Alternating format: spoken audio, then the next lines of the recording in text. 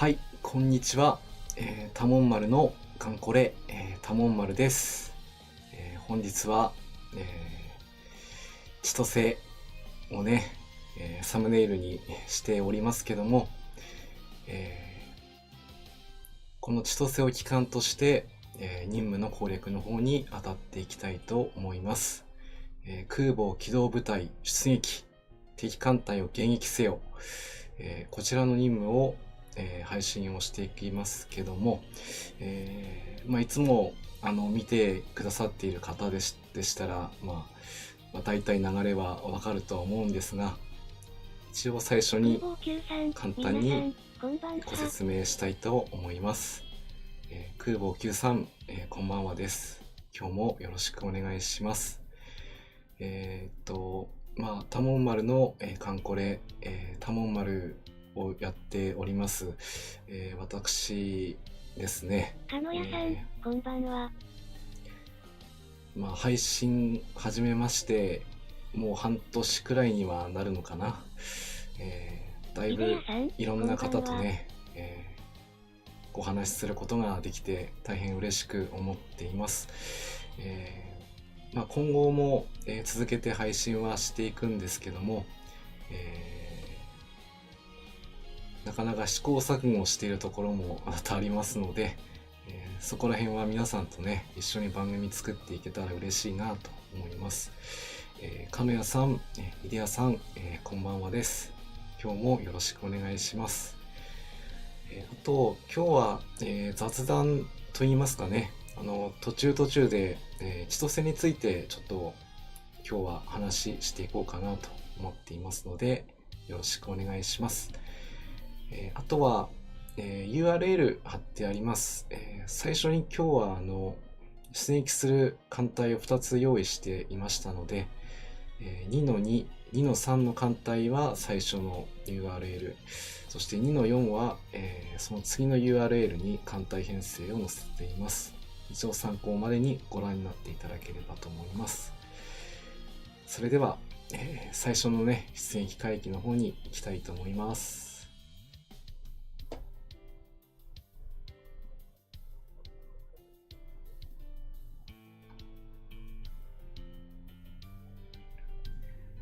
いやー、梅雨の季節なんですけどね、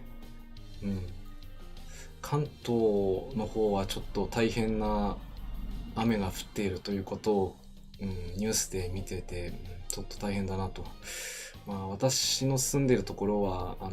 東北地方なんですけど、日本海側なので反対にね雨が全く降っていないような状態でね、今日も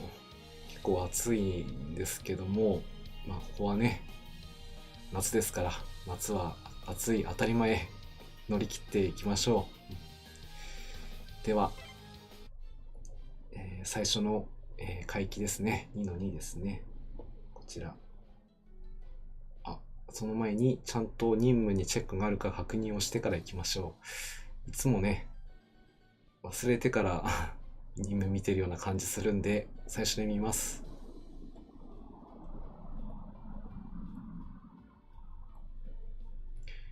こちらの空母機動部隊のね、ちゃんと、任務中になってますので大丈夫ですね。はい。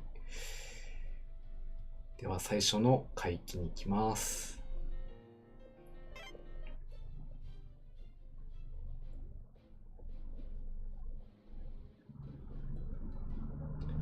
パシー海峡、ここもねよく任務で来るところですけどね、一応編成の方は、軽空母を基幹にして、航空巡洋艦を2、水上規模艦を1、そして海防艦を2の6の編成になっております。詳しいところは URL の方で確認をしていただければなということで、早速行ってみましょ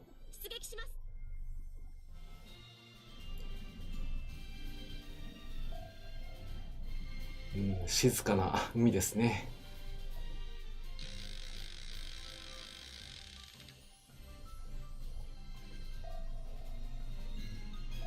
では最初の戦闘行きましょう。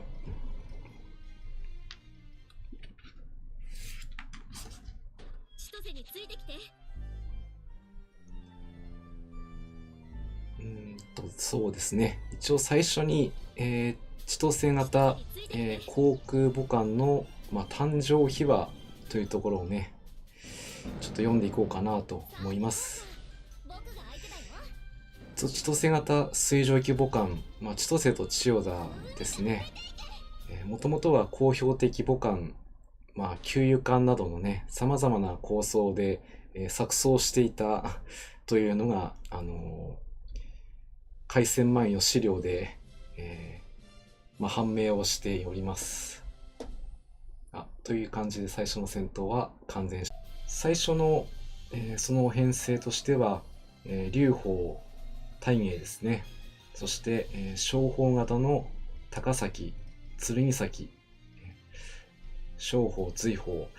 こちらの方は改造空母としてね、最初から計画されていたんですけども、千歳に関しては、もともと公標敵というね、秘密兵器ですね。これは何に変えても実践しなくてはならないということで、水上規模感の必要性、これが最重要とされたんですけども、その時に必要な速度がね、ある程度必要だろうということで、速力を28ノット以上ですね。こういう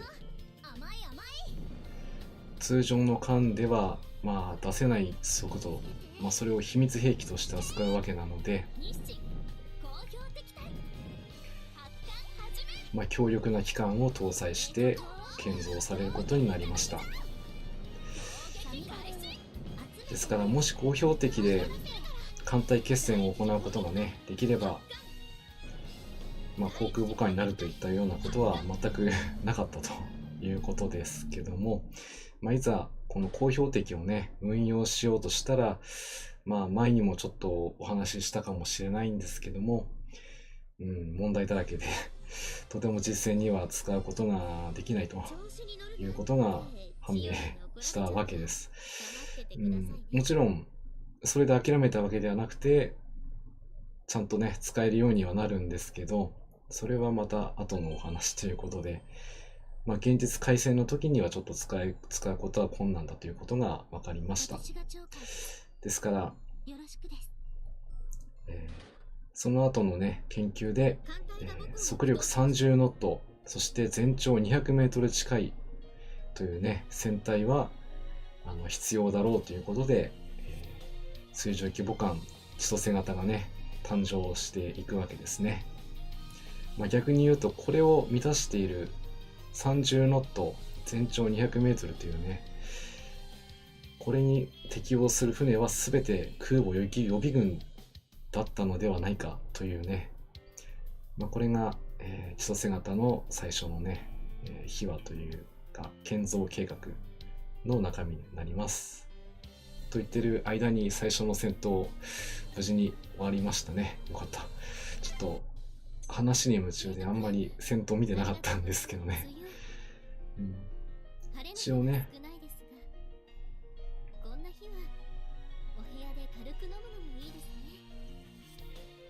たまにね、お酒もほどほどに飲む分にはね体にいいですから、ストレスとかためないようにねいきたいですね。補給の方はこれで完了したので、では続けて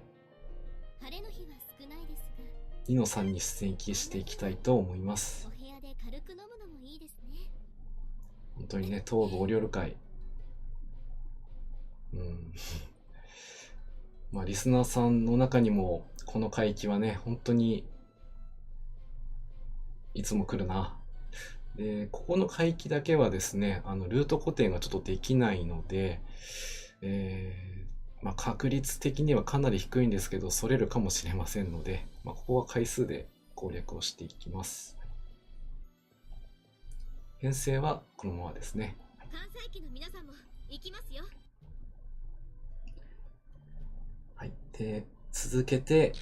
紹介していく内容はですね、太平洋戦争の後半期になって、保有空母のね、大部分が小型空母に占められていくわけなんですけども、これら小型空母でも、運用可能な航空機、これはですね、当初は、流星とかね、天山とか、そこら辺を使いたかったんですけども、ちょっと運用上難しいということで、先日カンコレ界隈でもねアップデートがありましたけど、爆戦、戦闘機でありながら爆撃もできるね、マルチロール機体っていうのが、若干情報修正されたんですけども、そういった航空機を運用するということが、この時、求められましたというかね、それしか手段がなかったんですね。小型のゼロ戦、こちらの方は必要なね滑走路の距離やね合成風力、水星のようなタイトな条件も必要ないと。爆弾投下後は戦闘機と同様のね速度と機動性を発揮して、ゼロ戦はね一応新型の52型へ転換中ということもありましたので、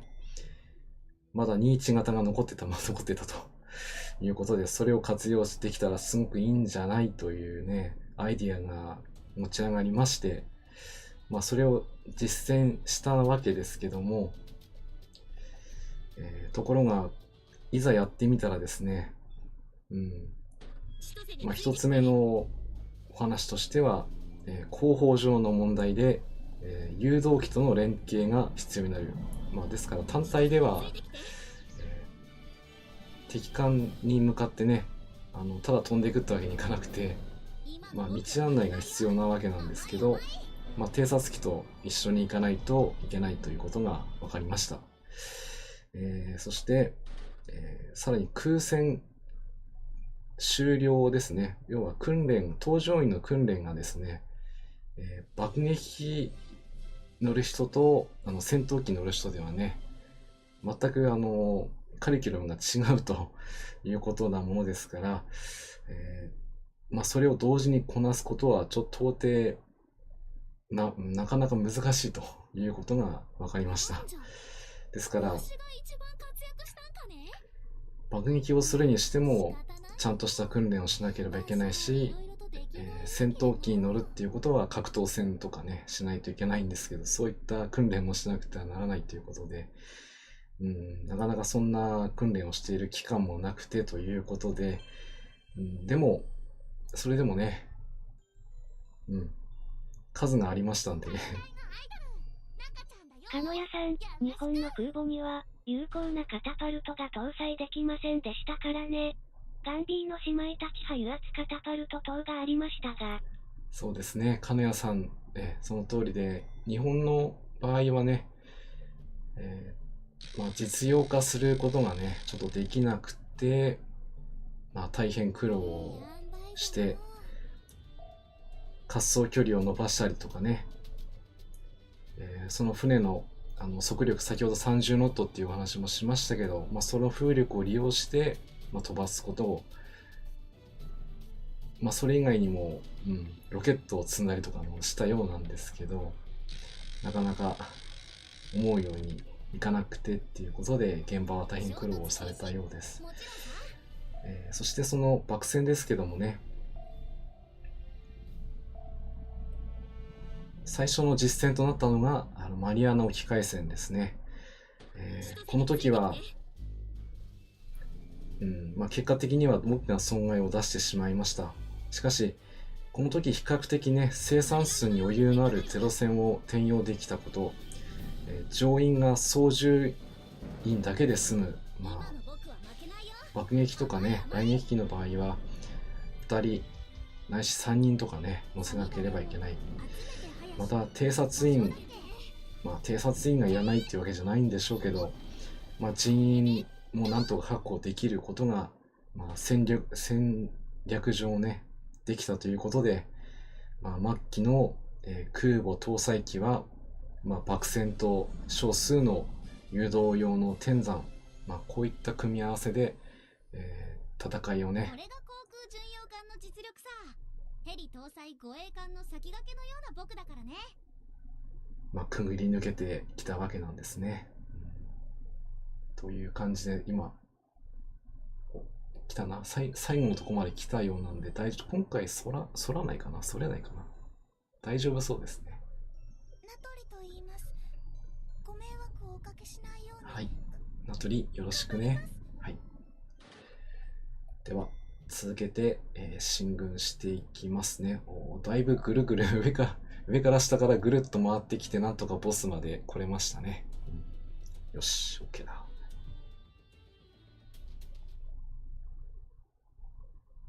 千歳についてきて。という感じで、最初は千歳型航空母艦の誕生秘話と、その艦載機についてね、ちょっと雑談をしてみましたが、いかがでしたでしょうか。ここからは、千歳型空母のね、メカニズムというほど佐野屋さん、そういえば、先行実装のヘルダイバー派、軽空母ラ派搭載可能でも、装備ペナルティ修正があるようです。機体が大型なことの再現でしょうかね。なるほど。先日のヘルダイバー、軽空母搭載可能で、搭載ペナルティがあると。まるでそうですね。戦艦に何でもかんでも大型手法を積めばいいってもんじゃないっていうね。そういう命中精度低下とかっていうのが、ありますから、そういったものも考慮して、装備が強いと何でも OK というわけにはやっぱりいきませんからね。実際に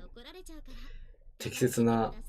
運用ができないと、その能力が発揮できないっていうところの再現をね、やっぱり考えてやったんじゃないのかなと、個人的な感想ですね。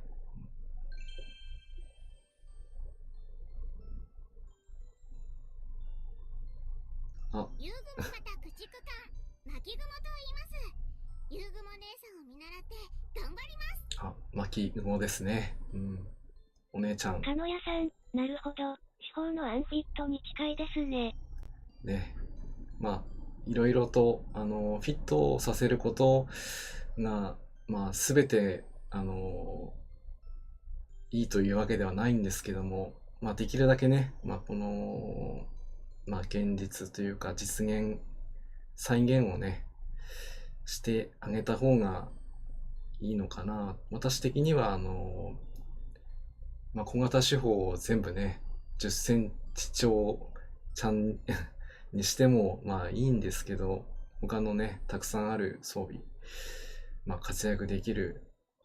場面とかね、きっとあろうかと思うんで、そういったためにも、そういったシステムは、若干必要じゃないのかなという、個人的には思ってたりもしたりします。これで、前半かな、最初の2回機攻略できましたね。いやー、ほとんど被害がない。さすが我が精鋭艦隊といったところかな。ただの自慢ですね、これは。ちょっと解剖艦入れてたので、そこは、ちょっと不安だったんですけども、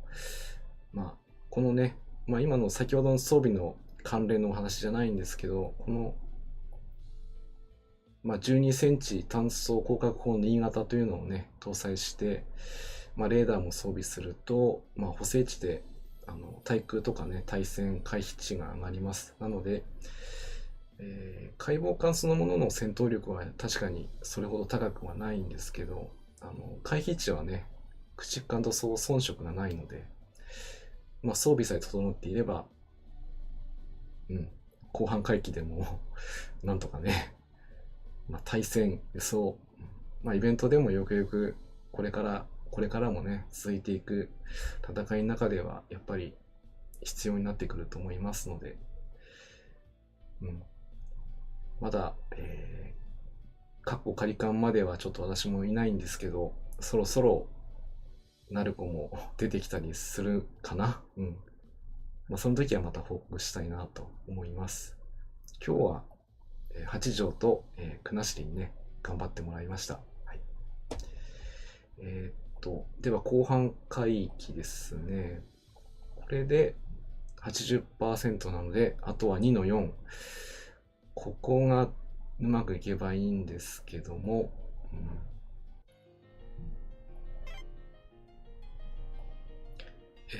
編成はこちらの方ですね。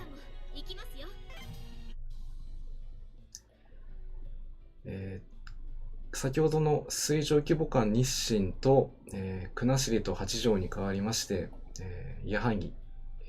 天津風、そして、雪風、こちらの方に変更します。あとは、熊野の、こちらの最大スロット、姿勢青蘭載せてましたけども、こちらを水上戦闘機にね、切り替えます。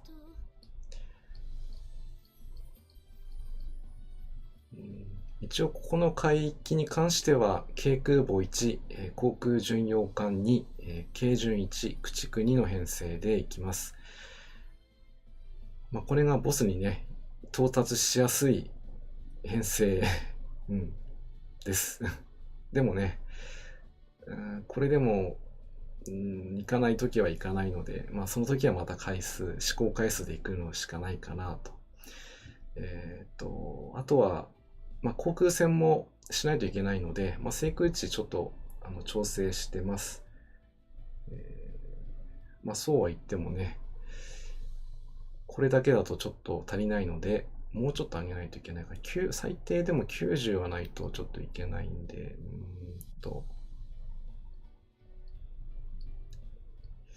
1スロットだけ上げるか。千歳の、第3スロットの流星を艦船にね変えていきます。こちらは、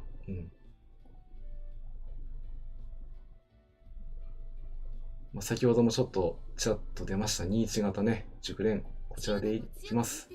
福田貞一さん、こんばんは。2-4ですか？はい、そうですね、2-4に行かないといけないのでね。こんばんはです。福田さん、今日もよろしくお願いします。最初のね、カンコレやっていると、最初に一番、攻略の時に困難な海域になっている。というのもね、最終ボスが、戦艦がね、ずらっと並んで、3隻並んでるんで、そうは言っても航空母艦で行くとなかなか羅針盤がね言うこと聞いてくれないので、そういうことで最初に攻略するのはちょっと難しいですけど、今の我々なら大丈夫です。それでは出撃していきましょう。関西機の皆さんも行きますよ。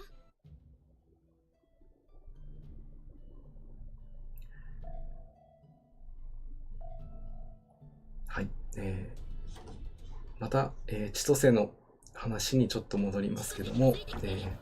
紹介するところは全部で、5つ、ですね。1つ目は、感銘になります。なぜ感銘かというとですね、最初は水上規模艦から航空母艦に変わるということで、商法や随法、大英とかもそうなんですけども、みんな名前変わってますよね。ですけど千歳と千代田は名前が変わってないんです。これは乗組員たちがですね、感銘はこのままにしてほしいということをですね、意見として挙げたためと言われています。ですから、千歳と千代田の名前は、変わっていません。はい。戦闘の方は越勝利ですね。ここで結構事故るんですけどね、今日は。うん。黙ってはいられないけど、大丈夫。よし。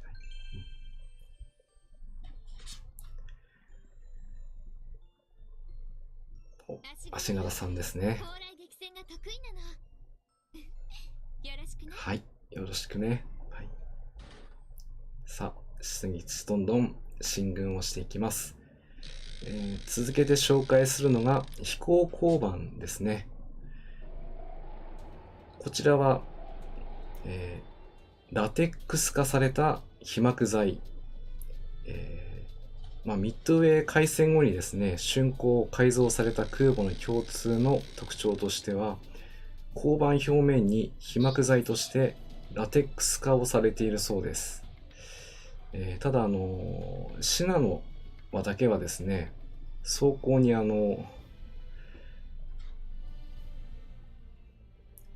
諸装置が埋め込まれているために、埋め込みができないため、例外的にコンクリート被膜をして、木工板の大砲はミッドウェー開戦前の機構であるということで、ちょっとここの 2巻に関しては、例外的にラテックス化はされていないそうです。詳しい人はね、これだけで全部分かっちゃうんでしょうけど、私はちょっとよく分からなかったので、ちょっと調べたりもしたんですが、そのような仕様になっているそうです。そして3つ目、強力だった、対空兵装ですね。こちらは小型空母の標準だったですね、連装広角砲、片弦に2機、合計8門装備。これが対戦後期の改造された艦にはですね、25mm 3連装機銃10機30門ということで、まるで数が違うと。それこそ開戦して間もない頃ね、双方沈んでしまうんですけど、その時に比べればもう4倍以上のね、対空火力は装備しております。マリアナ沖海戦後にはさらに噴進砲もね、装備されていましたけども、右舷装備値の煙突ですね。これの影響がありまして、対空戦闘時には、噴進弾の加熱が問題となったりとか、いろいろと苦労をされて使っているところが伺いますけど、こういったものもあって、大きなね、被害を受けることが少なかったのかなというふうに思います。でも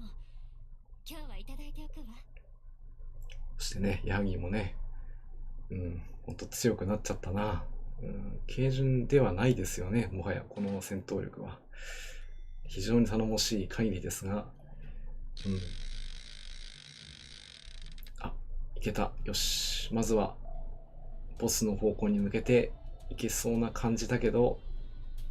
ここで北上すれば、OK。よし。ちょっとね、ルートが下からまた上に上がっていく。オリオールの時は上から下でしたけどね。なんとかここまで来れましたね。ここを突破できれば、ここだけね、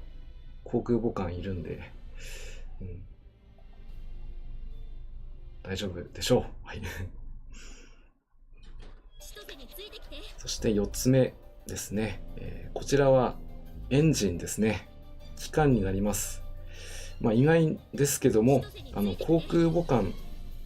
の中ではですね、最長の航続距離を持っていました。これは水蒸気母艦の時代に使用されていたハイブリッドではあるんですけど、唯一のディーゼル機関空母ということになります。ですから航続距離が、千代田で11,810海里に達して、小型空母だけでなくて日本空母全体の中で最大と。もちろん何もねデメリットがなかったわけではなくて、問題もあったようです。特に、騒音がね、非常に大きかったということがあって、乗組員はその面に苦労が多かったということですね。最近ですとだいぶ静かになってますけど、ディーゼルね、音に関してはいろいろ、大変だろうな。この矢作が艦隊で一番なの？今回は相手空母でしたけど乗り切れましたね。よしよし。でも今日はいただいておくわ。こんにちは、高尾です。あなたのような素敵な提督でよかったわ。ね、あなたのような素敵な提督でということでね、高尾さんはいつも言ってくれます。嬉しいですね。さあ、それではね、壁ではないんですけど、ここから先は、無傷では乗り越えられませんので、ここはもう殴り合いでしかないんで、単純心できます。みんな頑張ってきてね。それでは最後に紹介するのが、格納庫です。ここがですね、最大というか、唯一の欠点になります。これは下段格納庫が上段格納庫と比較して、非常に狭く、また低く作られております。これはなぜかというと、高標的を発進させるのがですね、水面ギリギリの位置に作られていたということが原因になっています。こんばんは。被害がやっぱり大きいですね。被害が大きい。招き猫さん、こんばんはです。今日もよろしくお願いします。ということでね、格納庫が、汽水線のすぐそば、下段格納庫にあったためにですね、もし万が一浸水を しようものならば、格納庫にね、大きな被害をもたらしますので、当然艦載機とかね、艦に重大なダメージがね負ったりするという、欠点もあったりしましたが、そこはそれでね、急増だったのがね、たたったところがあります。最初に誕生秘話で紹介をしました、劉邦や商法、こちらはそういったところがね、最初から考慮されて作ってましたけどね。戦艦3隻ですからね。そうなんですよね。ここどうしても航空母艦でね押し寄せればそれほど苦労はしないんですけど、羅針盤がそれだと本当に荒ぶってしまって到達できないというところで、最低限航空母艦1隻だけね入れていくとなっていくと火力がどうしても低くなっちゃうので、今回はね強めの編成できましたのでS 処理でしたけど、ちょっと弱めだったとすれば野戦までいかないと S 処理取るのはね結構難しいですよ。ここはねやっぱりね、この最上と矢作がね特に先制来撃できるようにしてありますので、ぜひここら辺は先制攻撃できる艦を活用して攻略していきたいですね。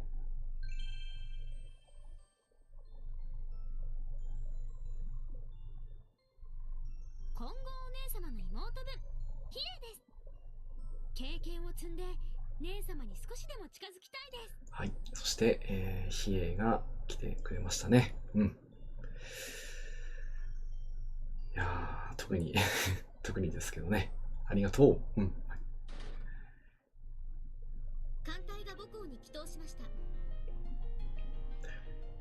ということでね、ちょっと雑談の方ばかり集中して戦闘にあまり集中してなくてカムスのみんなごめんでもまあちゃんと、ね、攻略してくれたのでね、本当にありがとう。では任務の受領の方にね入っていきたいと思います。空母機動部隊出撃敵艦隊を撃せよね、こちらの任務達成しましたので受領していきたいと思います。最初の選択がねこのように出てきますね。3人型とワイルドキャットとバケツですね。これね、まあどれを選んでも、開発できるからいいんですけどね、今回は、開発まだ残ってる機体がありますのでバケツを選んでいきます。必要な人はね艦載機を選んでも全く問題ないと思います。そしてここから出てくる艦載機で、艦上爆撃機救急艦爆とドーントレス、そして戦闘商法。これね、この救急艦爆のこの子だけはちょっと開発落ちしないので、できればこの子を取っておいた方が後々回収の何かの時に使えるのと、私これちょっと個人的な趣味で、熟練までね回収作っちゃったんですけど、そういったのがまだの人であれば、そういった意味合いで取ってもいいのかなと。戦闘商法もね今回の任務で確実に取れるアイテムと1年に1回ねなりましたので、もし不足であればそれを選んでもいいのかなと思いますけどもね、私の方ではこちらの救急艦爆選んでいきます。弾薬400、防気サイト500、高速修復剤5つ、そして、救急艦爆22型ね、この子2つをゲットして任務の方が終了したと思ったらまた新たな任務が出てくるということで、こちらは次回以降ね攻略をしていこうと思っております。はい。ということで出撃の方はこんな感じで今日はねさせていただきました。あと千歳型の方のお話ね。確か水星とモナがヘの回収餌でしたっけ。22型。さすがですね。よく知っていらっしゃいますね。その通り水星の回収でも使うことになりますが、ちょっとね開発するのが回収していかないとね入手できないので、そこら辺がちょっと不便といえば不便なところなのでね、装備の回収、ほんと一つでもね多くやっておくと、それは必ず後で大きな力になってくれますので、でも全部を全部でやるのはちょっと現実的ではありませんから、どれか一つだけでねでもね集中的にやれた方が私個人的にはいいなというふうに思っています。あと最後にね今日紹介した蘇生型のね、紹介になるんですけども、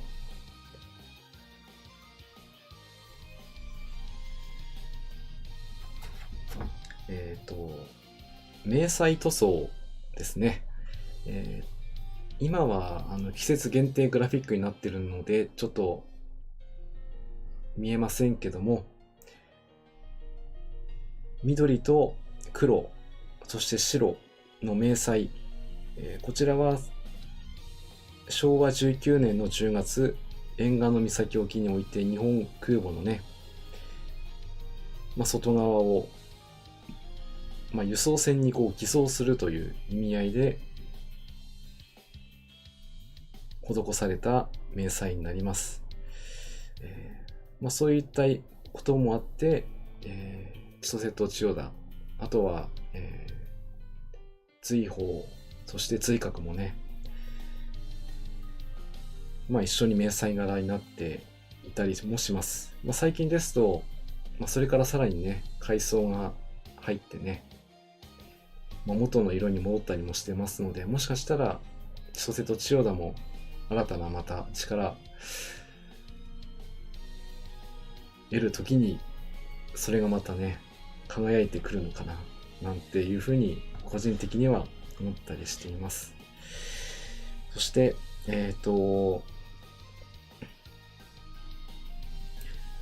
ッドウェー海戦でね、多くの空母を失った日本ですけども、それでも、最後まで、機動艦隊としてね運用できたのは、隋閣、隋砲、それにこの千歳と千代田がね改装されて、間に合ったと。この4隻体制になることで中身的には、この間といいますか、今年の、冬にありました、レイテとかね、レイテじゃないな、オルモックですね。ああいった戦いで基地航空隊に全部艦載機を持ってかれてしまったので、実際には戦う力がなかったわけなんですけども、それでもこの2隻がね加わってくれたことによって最後まで、機動艦隊としてね存在できたということを、千歳と千代田の海藻空母としての意味合いとしては非常に大きかったんじゃないかなと思います。はい、という感じで今日は紹介させていただきました。はい、それではね、今日の出撃はこれで終了したし、雑談というか個人的に話したいことも話したので、最後にね今日の何の日コーナー、いつもやっているコーナーをねやらせていただきたいと思いますので、ちょっと用意しますので少々お待ちください。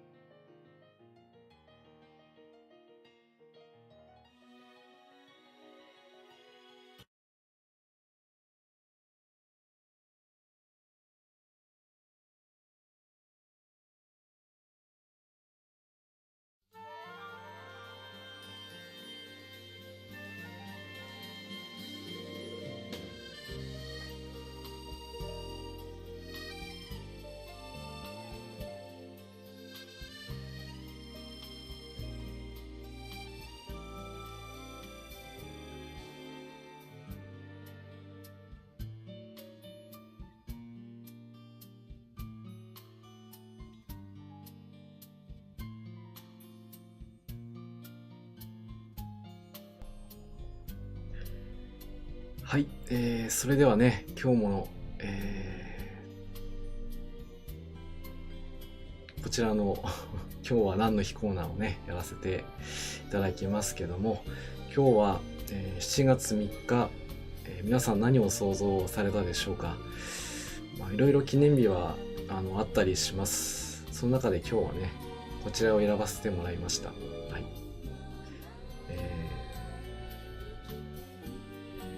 オロナミン C の日となっております。なぜ今日がオロナミン C の日なのかというと、オロナの7、ミの3、んが C、73ですねの語呂合わせから、7月3日がオロナミン C となっております。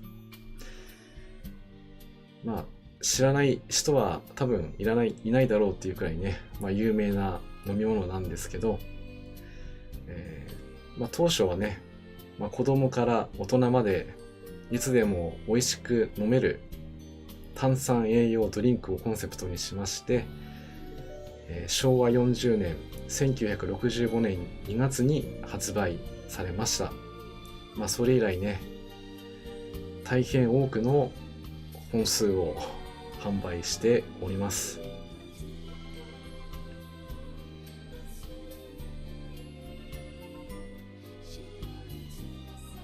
イデヤさん、ちょっと無理やりですね。わら。ですね。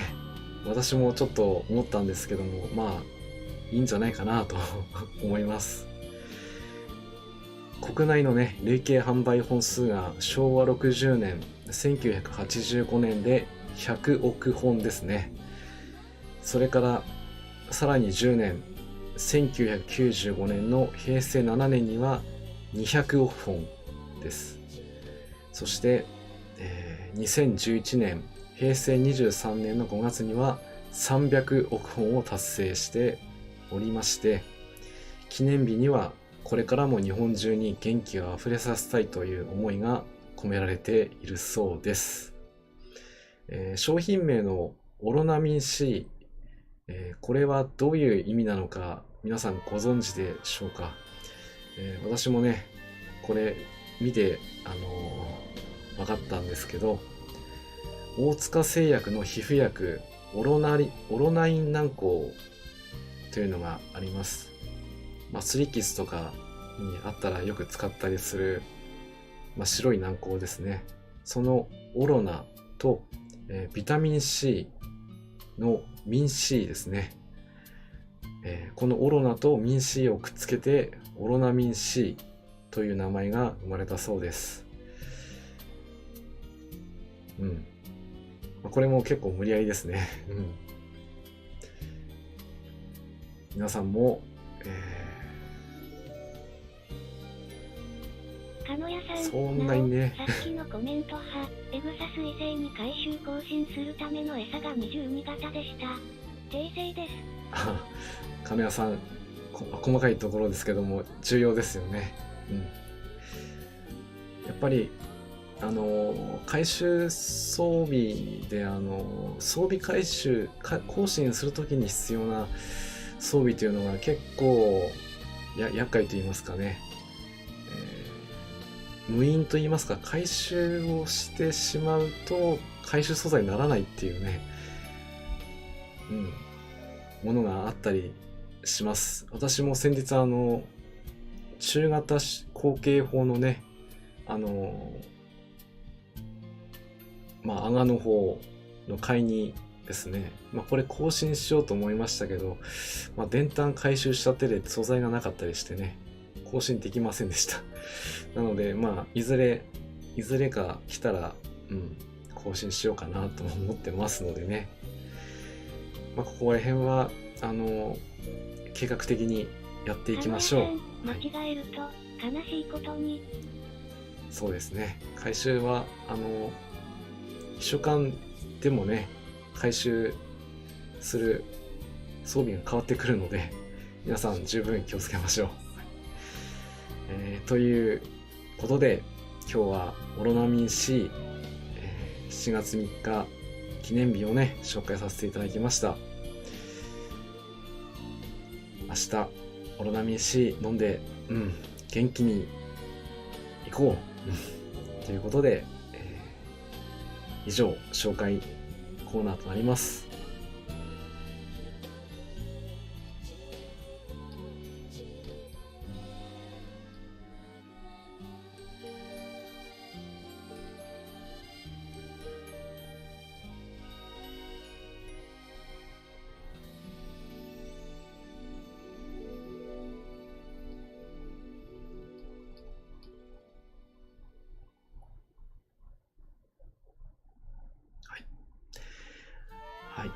ということで、イデヤさん、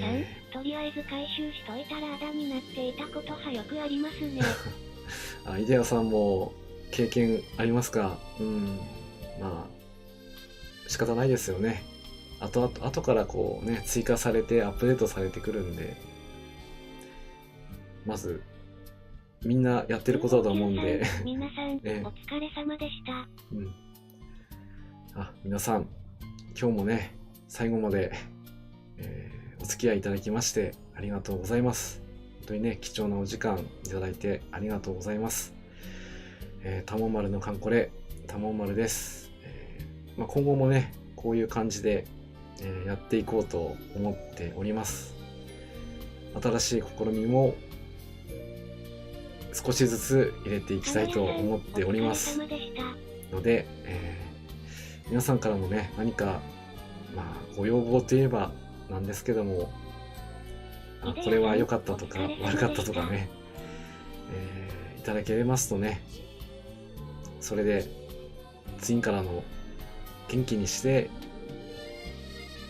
続けていきたいなというふうに思っていますので、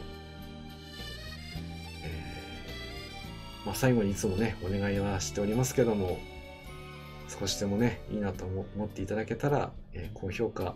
チャンネル登録の方もよろしくお願いいたします。次回はおそらくというかね、今日新しく出てきた任務やろうかなというふうに思いますけど、また Twitter 等でご案内いたしますので、その時まで楽しみにお待ちください。ということで、今日は、これで失礼したいと思います。皆さんお疲れ様でした。また次回もお会いしましょう。じゃあね。